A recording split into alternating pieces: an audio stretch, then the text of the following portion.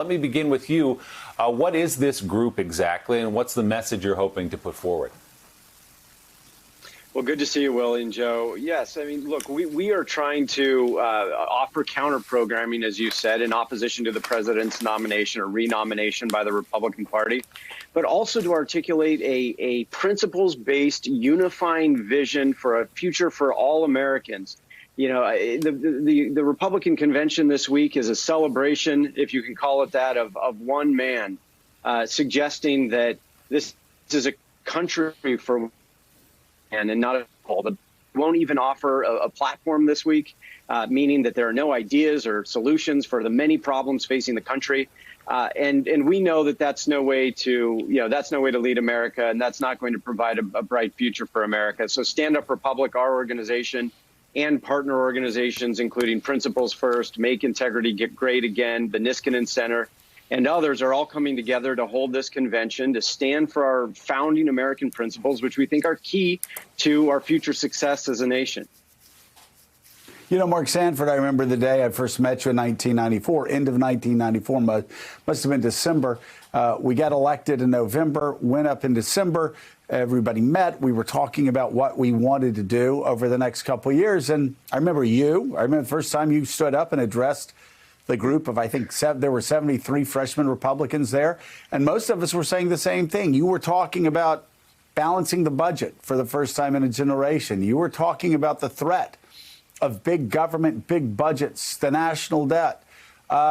We were talking about the imperial presidency and the importance of Madisonian democracy and checks and balances, the importance of Article 1 powers, and that we stand up for what our founding fathers had believed would be a proper balance in the government.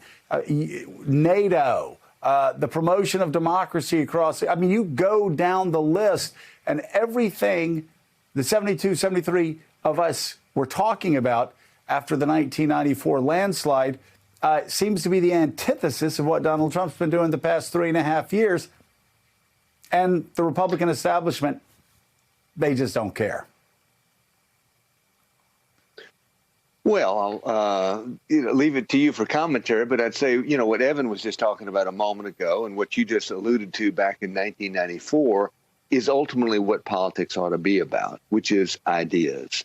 And what we have lost here of late, and you see it certainly playing out with the RNC convention on a nightly basis, is this notion of political ideas and ideals. I mean, people gravitate toward a clear vision. They gravitate toward clear ideas and clearly articulated ideas. And so I think what is exciting about this counter convention, if you will, that's taking place this week, is that each of us are talking about different things that we believe in. And that's ultimately what unifies people in the form of parties.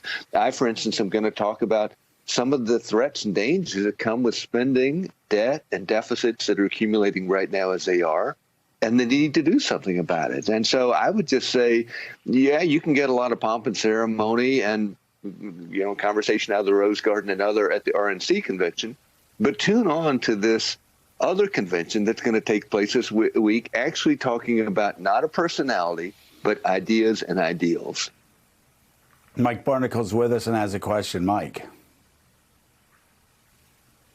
Mindy, so off of what Governor Sanford just said, in your counter convention, how do you combat what seems to be the major theme of what we've been watching now for a couple of nights in the Republican convention, the concept of fear? Fear is the motivating factor to vote for this one person, Donald Trump. How do you combat that? Yeah, I mean, first of all, you're absolutely right. I mean, our politics have become much more about scaring off your side from the other side than actually winning them over to your ideas and to your plan to actually govern the country. I mean, our politics has become a lot of just infotainment. And, obviously it should inspire us. It should bring people along. But ultimately, as you're kind of alluding to, the Republican Party in particular, under the reign of Donald Trump, has kind of given up on the whole governing side of the equation. How do you combat that? Is your question. It's kind of interesting because we see a lot of kind of Republicans who are turned off from the Republican Party commenting on the convention, lamenting about it. The reality is they don't have to tune in. I mean, these are not, what we're trying to give them is an alternative.